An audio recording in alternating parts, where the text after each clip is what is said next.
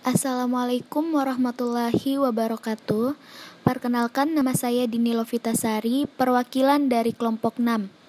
Pada kesempatan kali ini, saya ingin mempresentasikan hasil diskusi dari kelompok kami yang membahas tentang efektivitas media saluran pesan komunikasi antar budaya, yang dimana kelompok kami beranggotakan 8 orang, diantaranya Dini Lovitasari dengan saya sendiri, Zurnur Fahlisa, Dandi Prayogo, Rivaldi, Adewanda Syam, Muhammad Irfan Syaharli, Nurul Anissa Ansar, Ananda Maharani Wahid.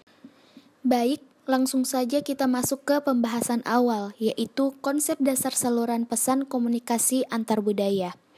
Yang pertama, pengertian media komunikasi. Media adalah alat atau sarana yang digunakan untuk menyampaikan pesan dari komunikator kepada khalayak. Menurut para ahli, yaitu Ferdiansyah, media komunikasi adalah alat perantara yang sengaja dipilih komunikator untuk menghantarkan pesannya agar sampai kepada komunikan. Yang kedua, esensi saluran komunikasi. Roger menyatakan bahwa saluran komunikasi adalah alat atau media yang dapat dimanfaatkan individu atau kelompok serta organisasi yang berkomunikasi untuk menyampaikan pesan-pesan mereka. Adapun saluran komunikasi dalam beragam pengertian menurut Berlo. Yang pertama yaitu alat pembawa pesan. Yang kedua, media atau wahana yang memungkinkan alat pembawa pesan melalui jalan atau saluran yang harus dilaluinya. Yang ketiga, media atau wahana yang dapat dijadikan sarana untuk berkomunikasi seperti pertemuan serta pertunjukan. Selanjutnya, ragam media atau saluran komunikasi. Secara konseptual, dikenal 3 macam saluran atau media komunikasi, yaitu saluran antar pribadi. Media antar pribadi atau interpersonal adalah media yang memungkinkan para pihak yang berkomunikasi dapat berkomunikasi secara langsung, baik dengan tatap muka, misalnya percakapan antar individu, diskusi dalam kelompok kecil, pertemuan di dalam ataupun di luar ruangan. Yang kedua, saluran media massa.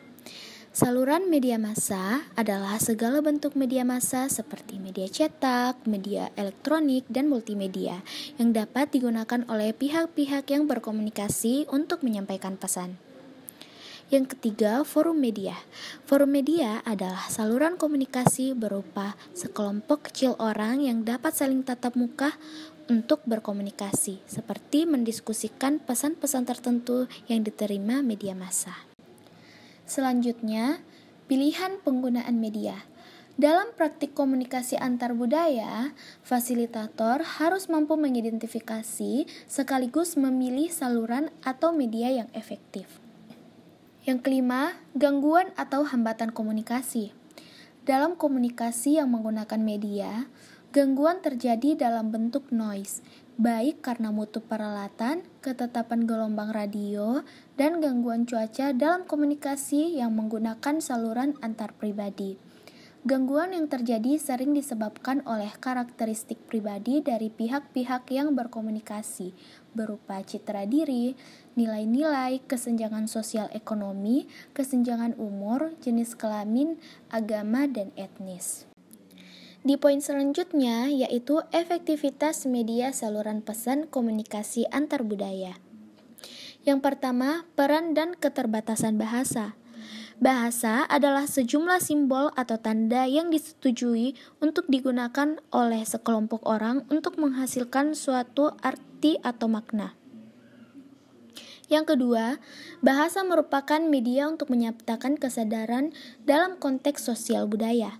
Dalam komunikasi antar manusia dan budaya, berkenaan dengan bahasa ada bahasa lisan, bahasa tulisan, bahasa isyarat, bahasa jarak, dan sebagainya. Yang ketiga, bahasa sebagai unsur kebudayaan. Dalam studi kebudayaan, bahasa ditempatkan sebagai unsur penting seperti sistem pengetahuan, mata pencaharian, adat istiadat, kesenian, sistem peralatan hidup, dan sebagainya.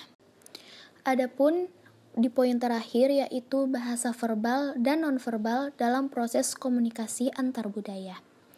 Bahasa verbal maupun nonverbal merupakan bentuk pesan yang digunakan oleh manusia untuk mengadakan kontak dengan realitas lingkungannya.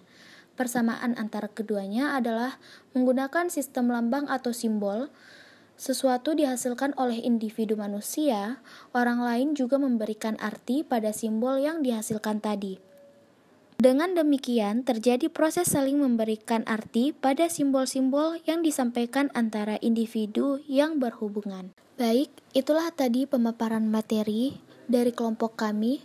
Kurang lebihnya mohon dimaafkan. Wassalamualaikum warahmatullahi wabarakatuh.